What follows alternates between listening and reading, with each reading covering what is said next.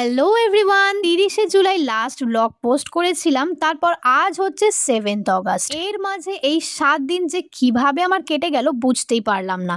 Actually এর মধ্যে আমি একটু বেশি লেজি হয়ে পড়েছিলাম কিছু কারণে, যার জন্য তোমরা কোনোই ব্লগ পাওনি। বাট এর থেকে বেশি দিন তোমাদের আর ওয়েট করাতে পারবো না আমি, তাই আজকের ব্লগ নিয়ে আবারও তোমাদের সামনে হাজির মিস অদিতি, মানে আমি। তো দেখো, লাস্ট কয়েকদিন ধরে না আমি আমার ঘুমকে একটু বেশি প্রায়োরিটি দিয়ে ফেলেছি, যেই কারণে সকালে টাইমে ঘুম থেকে ওঠার রুটিনটা একদম ফলো করা হয়নি। বাট কোনো ব্যাপার না, আজ থেকে আবার ফলো করব এই ভেবেই সকালে 7টা থেকে 7:30টার মধ্যে বিছানা ছেড়ে উঠে পড়েছি।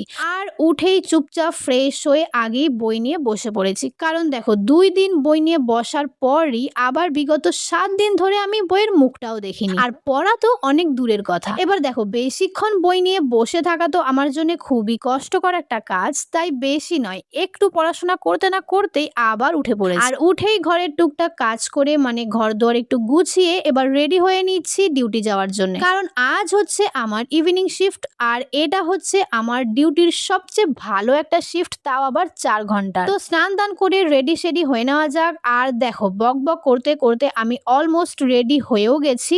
এবার ব্যাগপত্র গুছিয়ে নিয়ে রওনা হলাম ডিউটির ডেস্টিনেশনের উদ্দেশ্যে। আজ বুধবার, মানে দোকান বন্ধ, তাই ভাই ঘরেই ছিল, তাই বাস স্ট্যান্ড অব্দি ভাই ছেড়ে দিয়ে এলো, না হলে তো অন্য দিন আমাকে হেঁটে বাস স্ট্যান্ড যেতে হয়। যাই হোক, এরপর 1 ঘন্টার মধ্যেই পৌঁছে গেলাম, আর যাওয়া মাত্রই নিজের কাজে লেগে পড়লাম। তো চলো, আজকের মতো টাটা।